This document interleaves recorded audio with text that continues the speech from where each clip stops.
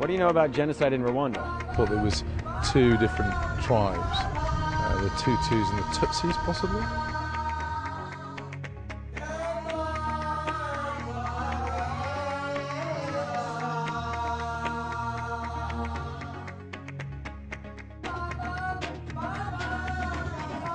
It's a horrible thing. I mean, you hear about the death squads killing kids and people just for no reason at all. It was two tribes, Tutsi and Hutu. There was a Hutu president at the time that was very favorable to both groups, and he sort of met his demise in a plane crash or something.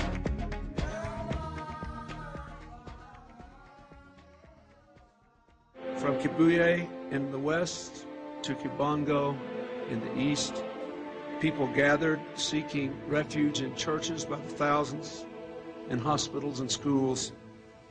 And when they were found, the old and the sick, women and children alike, they were killed. Killed because their identity card said they were Tutsi, or because they had a Tutsi parent, or because someone thought they looked like a Tutsi, or slain like thousands of Hutus because they protected Tutsis, or would not countenance a policy that sought to wipe out people who just the day before and for years before had been their friends and neighbors.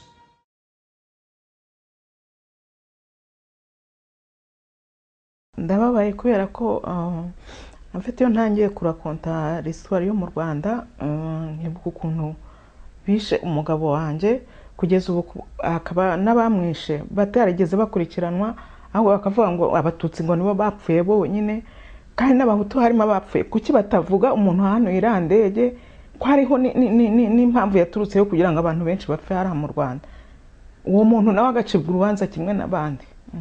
Dans la nuit du 6 avril 1994, dans l'après-midi, en fin d'après-midi, j'étais avec deux de mes cousins dans la piscine de notre résidence privée. Et quand il commençait à faire nuit, nous avons continué à rester dans la piscine. Et à un moment donné, vers entre 20h et 20h30, nous avons quitté la piscine pour rentrer dans la maison. Et à ce moment-là où on marchait entre la piscine et la maison, nous avons entendu un bruit d'avion. Et c'était un bruit particulier. Les moteurs de l'avion de notre père, je le connaissais particulièrement. Et à ce moment-là, il n'y avait pas d'autres avions de ligne qui étaient attendus à Kigali. Et donc j'ai dit à mes cousins, c'est l'avion de papa, donc attendons qu'il passe au-dessus de nous et puis après on rentre dans la maison. Et donc c'est à ce moment-là que, en même temps qu'on voyait l'avion approcher, c'est à ce moment-là qu'on a vu des tirs de missiles tirés vers l'avion et à la fin les tirs ont atteint l'avion et l'avion a explosé en l'air et les restes sont venus tomber dans notre résidence. On a même raconté que c'était Madame Abiyarimana qui avait commandité l'attentat. Certains ont dit ça, qu'elle voulait divorcer, qu'elle ne trouvait pas de moyen de divorcer du président Abiyarimana. On a tout entendu. Alors que s'il y a bien une chose qui est claire aujourd'hui, et dans les semaines qui vont venir, les mois qui vont venir, ça va je dirais encore plus apparaître au grand jour, c'est que le président Abiyarimana a été abattu, que l'avion est tombé sur la résidence où se trouvait Madame Abiyarimana et ses enfants. Kugira ngo byihute, perezida yapfuye ku itariki ya gatandatu isaa 2:30 kuko izo misiri narazumvise. Iryo joro inkotanyi zica abantu ku Kicukiro n'i Remera no ku Kacyiru, zitangira kwica abahutu no kugeza mu gitondo. Abahutu nabo bakoze reaction bica abarwanashyaka bo muri FPR. Noneho rero byabaye nk'uko nibyo njya mvuga, byabaye nk'intambara ya 14 na 18 ragera 14-18 yatewe n'iki nuko bishe archiduc n'umugore we archiduc de Vienne. La mort de l'archiduc de Vienne et l'impératrice bamaze kuba assassiné à la Bosnie, je crois, la première guerre mondiale a éclaté. N'ibindi nuko byabaye à peu près.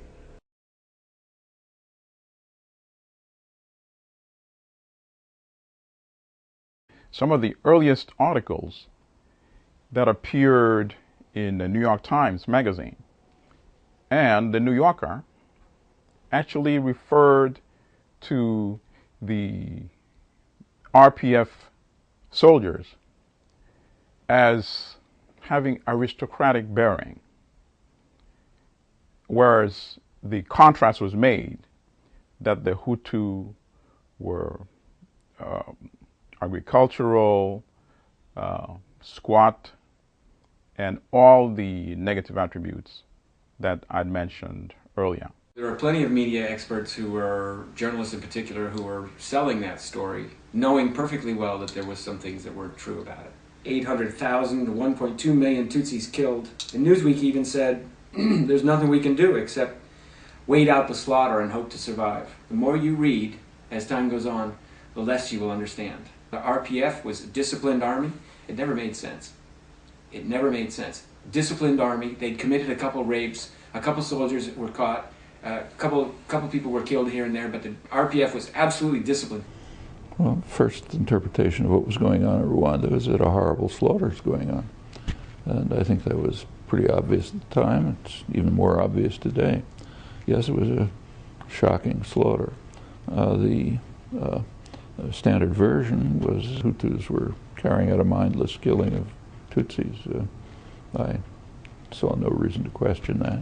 There were pogroms, there were massacres by both sides, disinformation on all sides. At the elite level, as you go down the food chain, people are scared regardless of ethnicity, regardless of region, religion, whatever cleavage you want to choose. Rwandans were caught up in the violence. So it's absurd to say that only Tutsi are victims. The RPF first, when it invaded Rwanda, it killed Hutus and the Tutsis. Which means that it did not invade Rwanda to save Tutsis. Tutsis who had been left behind, those Tutsis who remained in Rwanda in 1959, 1973, those were not the aristocrats. The aristocrats are Kagame and his associates. They don't care about those people. Did Kagame give order to shut down this aircraft or not? Who is Kagame after all? Is he innocent in what has happened in Rwanda? In what has happened in Congo? Is he really innocent? Or he is a criminal?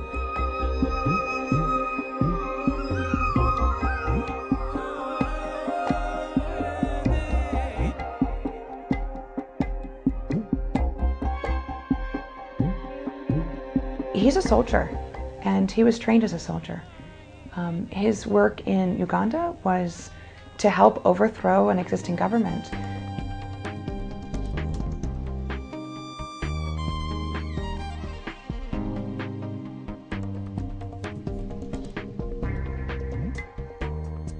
According to the U.S. ambassador to Rwanda, Robert Flotten, who testified in our case, in this late November 1993, he specifically told Paul Kagame that if Kagame resumed the war, he would be responsible for deaths on the order of the hundreds of thousands of deaths that were occurring at about the same time in Burundi after the assassination of the Burundian president.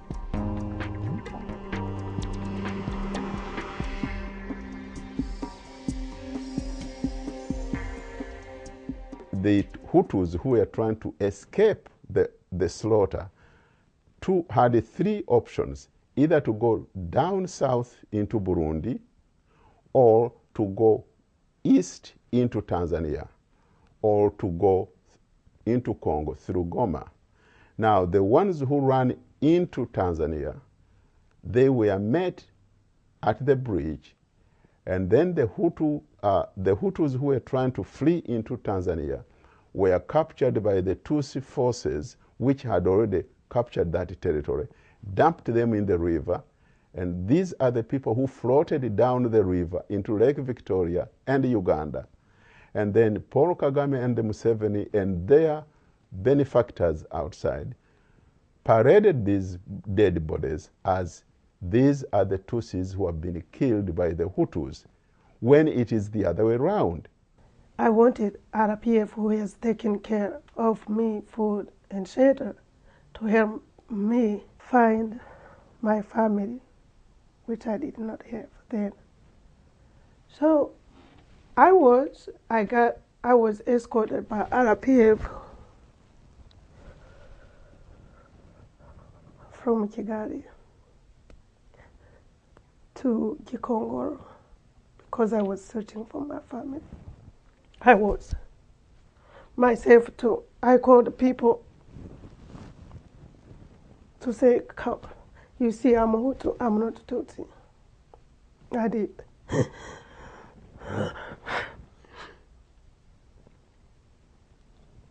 They didn't kill me, so the people came.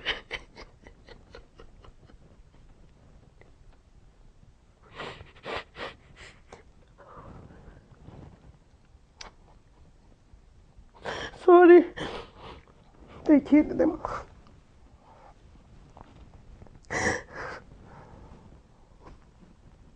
I'm guilty.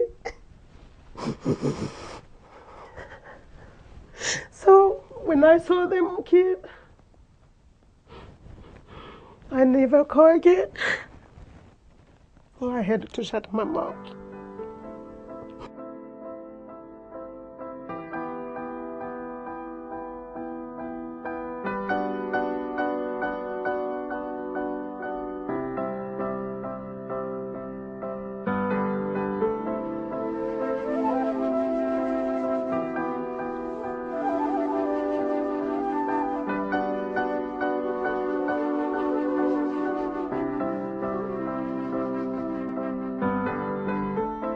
When the revenant came down, we couldn't imagine what it was. In the spirit of 3 stars, the alien thing that took its form. In the case of Rwanda, as bad as what happened in Rwanda was, it went absolutely according to plan. Habyarimana and his government were gone. The Hutu government of Burundi was gone. The border with Zaire, Democratic Republic of Congo, became more porous. Eventually, Mobutu was gone, and the entire area and its natural resources were up for grabs to the highest bidder. U.S. being the world's only remaining superpower, was of course the country that stood to benefit the most by this power vacuum, and it did.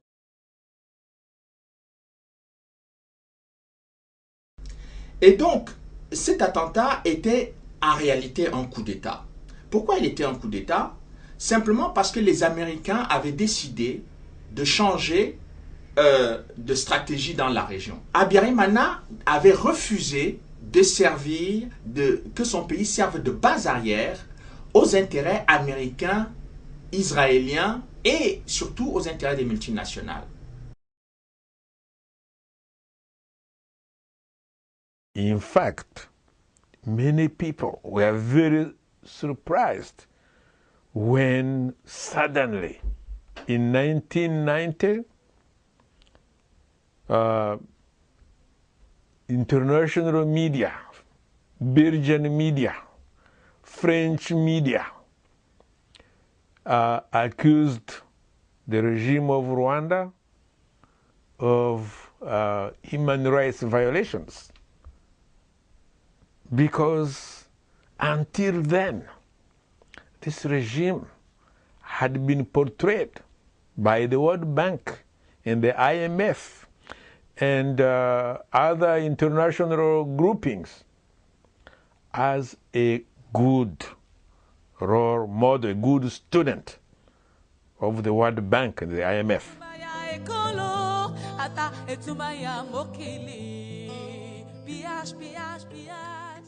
Why is Rwanda being allowed to be invaded by Uganda?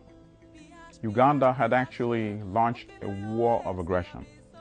in 1990. And I said it then, and I maintain it up today.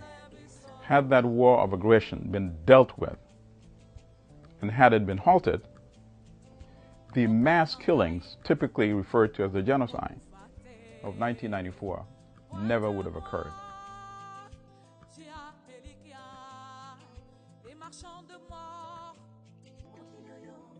I don't know whether you've been to Kigali, where they have put a museum of skulls.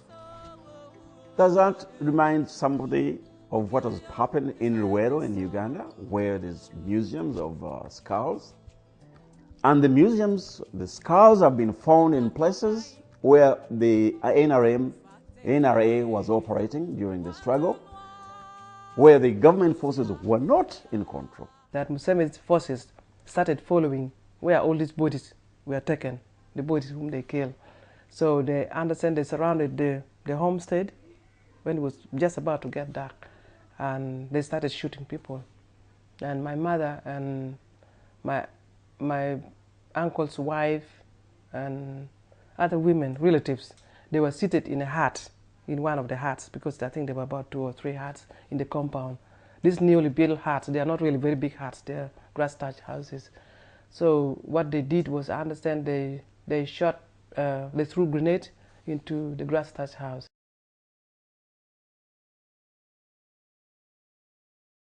The internment camps in northern Uganda, in Acholi in particular, cannot be categorized as a refugee camps. They are certainly, in my opinion, concentration camps. If you look at the 1948 Genocide Convention, there's no other way to categorize it but to say this was an attempt at genocide. The Pentagon has helped Yoweri Museveni make sure that this war continues, because by giving him weapons, the kind of so-called war continues in the north about fighting Kony. And there's a lot of money that the US government has put into fighting Kony. Although Kony is not fighting anymore, but the money is still flowing. And in whose pocket it is going? It's not going into the government of Uganda pockets. It's going to the pockets of those who are in power in Uganda. The politics of militarism is also going to kill not only Uganda, but other neighboring countries like Rwanda. Unless both countries renounce the politics of militarism, unless both countries begin to embrace democratic principles and give the rights that every citizen in Rwanda, every citizen in Uganda is entitled to, we are going to be merely postponing another catastrophe, another bloodshed, which is going to be far worse, because at the moment now, there are guns all over Uganda.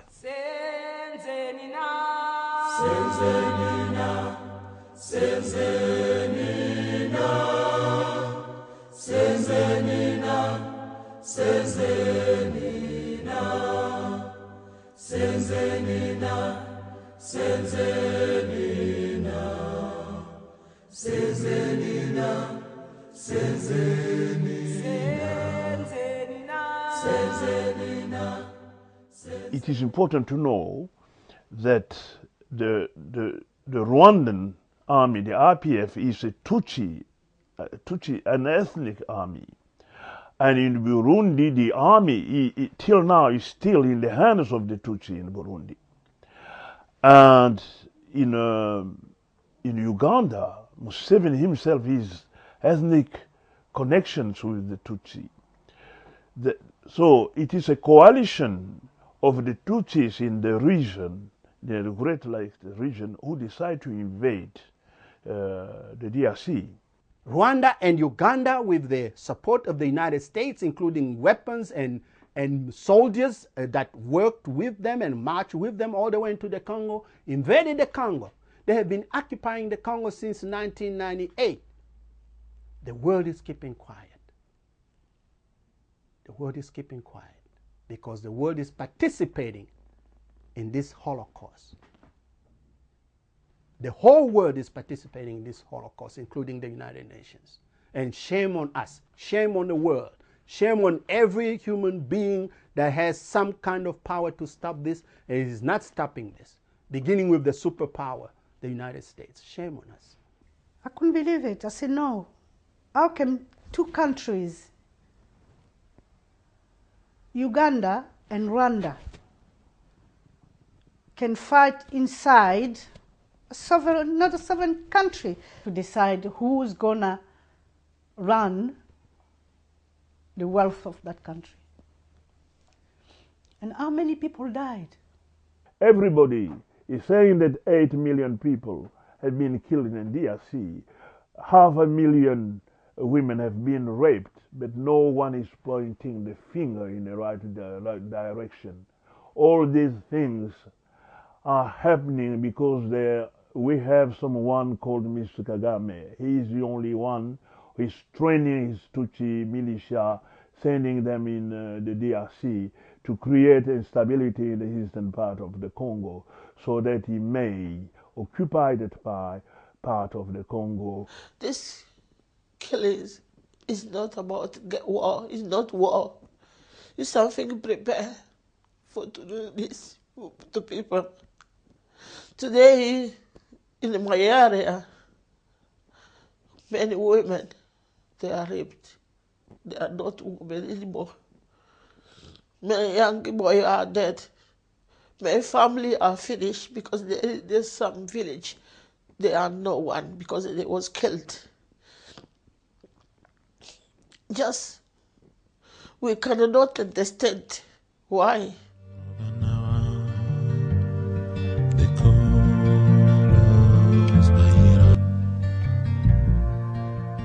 A letter written by Paul Kagame to a man named Bagaza, who was a Tutsi who later became president of Burundi, saying that he had just had a conversation with his big brother Museveni in Uganda, and that their plans for Zaire had to be put on hold for a little while because the problem of the Hutu refugees in the Congo was impeding, they were in the way. So we went in a meeting, State Department meeting. The decision has been made to declare a war against those refugees.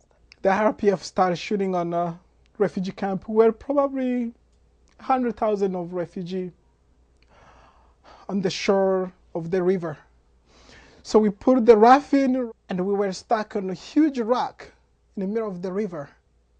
And what we could see on the other side is people being killed, the bombs are falling on the shores of the river, people are running in the forest.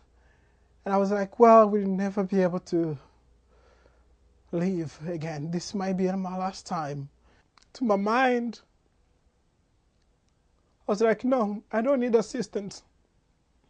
What I need is to escape. What I need is to get away from this Hutu and Tutsi conflict because it's bigger than me.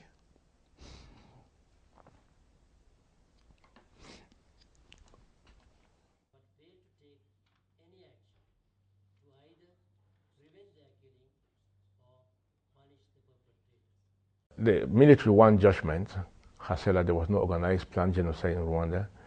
So far, in the many cases that have been heard at the ICTRO, none of the court has come out conclusively with all the evidence for the court. There was a plan to perpetrate genocide in Rwanda.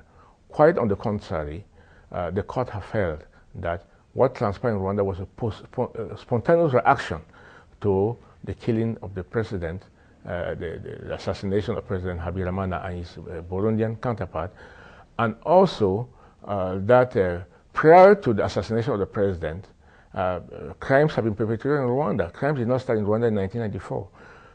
The violation of the territorial integrity of Rwanda, in violation of international law by Uganda and its RPF surrogates at the time, it's led to unprecedented massacre of civilians that were not taking part in the war. The standard picture over and over again is that the intellectuals either deny or minimize the crimes for which they are responsible, namely those of their own state, and which they could do something about. and become eloquent and passionate about the crimes of others.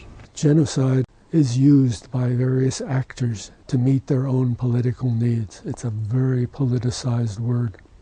About the situation of my country, genocide, massacres, you name it, the truth still has to be told.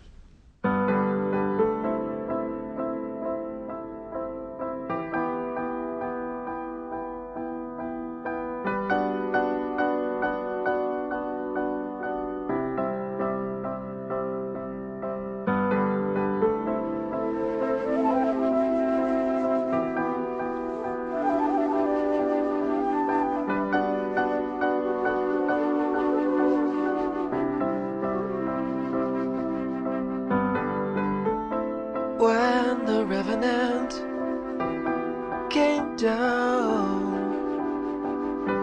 we couldn't imagine what it was.